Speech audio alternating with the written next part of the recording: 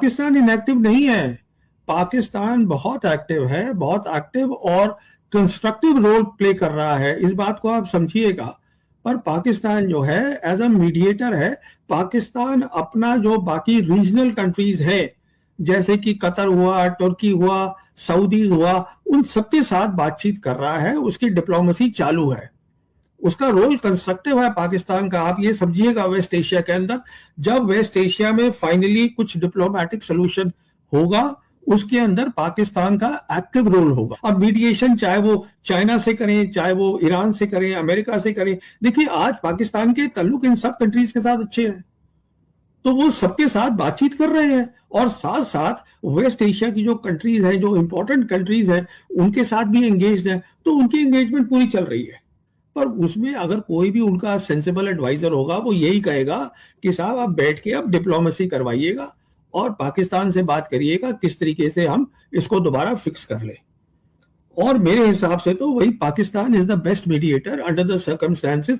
उनकी आप बात करिए उनसे और उनको एंगेज करिएगा। मैं समझता हूं फॉरेन जो है, दोनों एनएसएस को, उनकी तरफ का जो एनएसए है वो आर्मी ऑफिसर है, वो है लेफ्टिनेंट जनरल आसिम मलिक, जो डीजीपी है आईएसआई के। तो उनकी तरफ आर्मी ऑफिसर है, हमारे यहाँ आईपीएस ऑफिसर है। तो साहब सबसे तो पहले आप बातचीत करिएगा दोनों, चाहे आप बैक चैनल कर लीजिए, पब्लिक मत करिए। और जो हमारी दोनों जो डिप्लोमेटिक रिलेशंस है उसको पहले तो नॉर्मल करिएगा, जिससे कि जो दोनों हमारी हाई कमीशन है वो स्टाफ पूरा काट दिया है, उसको आप पूरा ले आइए। क्योंकि अगर स्टाफ नहीं होगा तो एंगेजमेंट कैसे होगी, पहले तो वो कर लीजिए आप। वो मेरी सोच है। मेरे हिसाब से अगर मुझे सलाह देनी होती हिंदुस्तान की सरकार को, तो मैं ये कहता आप टाइम बर्बाद मत करिए। आप देखिए आज जो पाकिस्तान है वो बहुत कुछ हासिल कर चुका है। जियोपॉलिटिकली पाकिस्तान की ज्योग्राफी बहुत अच्छी है। पाकिस्तान जो है वो हमारे ही जैसे लोग वहां बैठे हैं, हमारी उनसे पुरानी सिविलाइजेशनल जान पहचान है, अनजान लोग तो है नहीं। अब जहां तक मामला है कि कश्मीर का मामला है, वो कब कह रहे हैं कि कश्मीर कल हल करना है। अगर आप कहते हैं कि हमें सिर्फ बात करनी है पीओके और टेरर पे, चलिए उसी से बात शुरू कर लीजिए। देखिए आपको ये भी समझना है, जैसे मैंने कुछ दिन पहले एक वीडियो भी किया था, आज जो पूरा थिएटर ऑफ वॉर है जो पाकिस्तान जो देख रहा है, वो कश्मीर से लद्दाख तक देख रहा है। और चाइना जो है वो पाकिस्तान के पीछे नहीं खड़ा है, उसके साथ खड़ा है। अब ये भी खबरें आ गई हैं, तो पीछे वाला काम भी खत्म हो गया कि साहब वो उसको हथियार दे रहा था, हम सब बोल रहे थे अरे भाई वो तो वहीं खड़ा है। इसका मतलब जब भी वो कोई हथियार वहां देगा, मैं ये नहीं कह रहा हूं कि पाकिस्तानी उसको नहीं चलाएंगे, पाकिस्तानी ही चलाएंगे, काबिल है उनकी एयरफोर्स। मैं ये कह रहा हूं कि चीन इसलिए वहां खड़ा है, उसको 3 फायदे हो रहे हैं। एक फायदा ये हो रहा है कि जैसे हम एक बोलते हैं कॉम्बैट लड़ाई करना, कॉम्बैट सपोर्ट, उसको सपोर्ट देना कि लड़ाई से पहले हवाई जहाज वगैरह सब ठीक है, उनका हवाई जहाज है तो वो उसको दे सकते हैं कॉम्बैट सपोर्ट। तो ये फायदा हो गया। दूसरा फायदा ये हो जाता है कि वहां अगर चीन के अपने आदमी बैठे हैं, उन्हीं की कंपनी के इंजीनियर बैठे हैं, तो वो जो ऑपरेशनल वैलिडेशन होता है कि हथियार को हम दिखा पाए कि इसने कामयाबी करी है, तो उनको वो भी हो जाएगा। तीसरा एक सीधा मैसेज हिंदुस्तान को दे रहे हैं कि भाई मैं उनके साथ खड़ा हूं, आप बातचीत करो। और यही शी जिनपिंग भी जब यहां आए थे अक्टूबर 2019 में, तो बात हुई थी बातचीत करो। तो मैं तो इसके फेवर में ही नहीं हूं कि आप ट्रैक 1 चलाइए, ट्रैक 2 चलाइए, 2 साल बर्बाद कर दिए, 3 साल। अरे आप करिए, फौरन बातचीत शुरू करिए, डिप्लोमेटिक रिलेशंस बढ़ाइए और सारे काम को इसी 2026 में निपटा दीजिए, जिससे कि 27 में बातचीत शुरू हो जाए।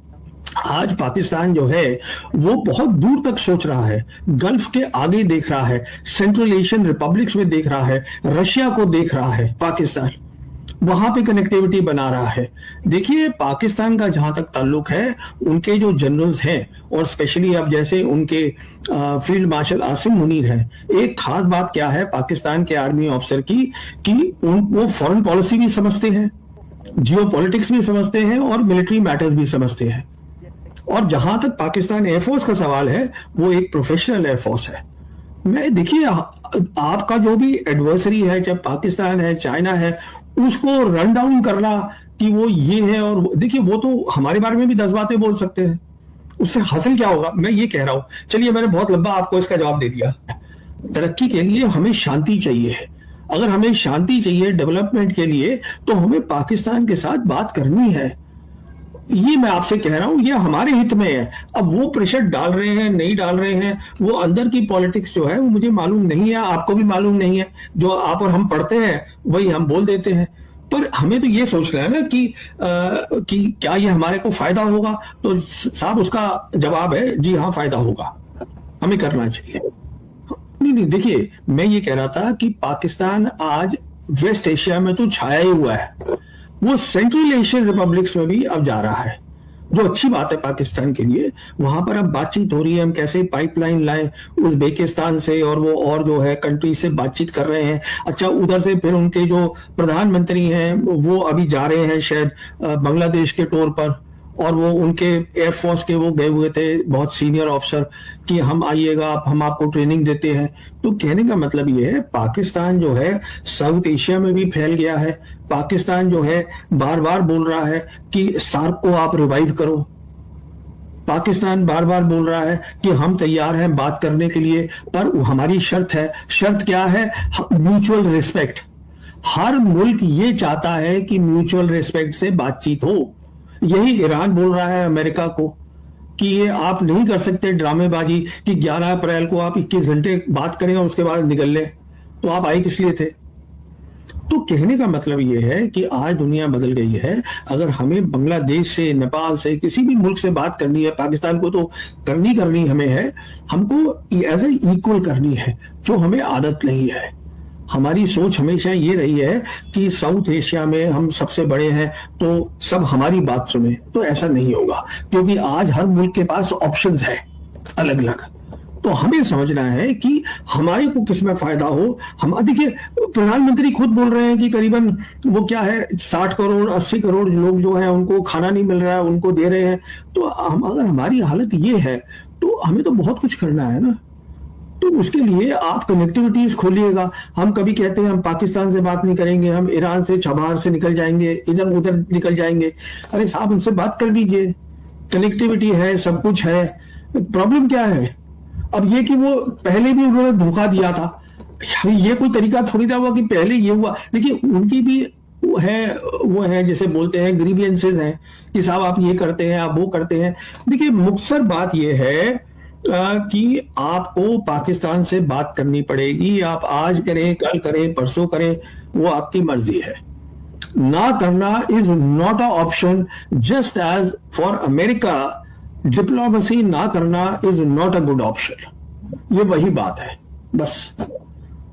देखिए जहां तक मैं समझता हूं, प्रधानमंत्री यूएई अभी गए थे, कुछ बात हुई है कि वहां पर स्ट्रेटेजिक ऑयल रिजर्व्स रखे जाएंगे, तो सॉरी वो एक ठीक चीज है। फिर जो है यूएई का जो सॉवरेन वेल्थ फंड है वो बहुत बड़ा है, उन्होंने ऑलरेडी कहा है हम 5 बिलियन इन्वेस्ट करने को तैयार है, तो वो भी अच्छी बात है। अच्छा, वहां पर हमारे बहुत सारे लोग काम करते हैं। देखिए जो यूएई है वो टोटल जो है उनकी 11 मिलियन पॉपुलेशन है, उसमें से 10 मिलियन बाहर वाले हैं।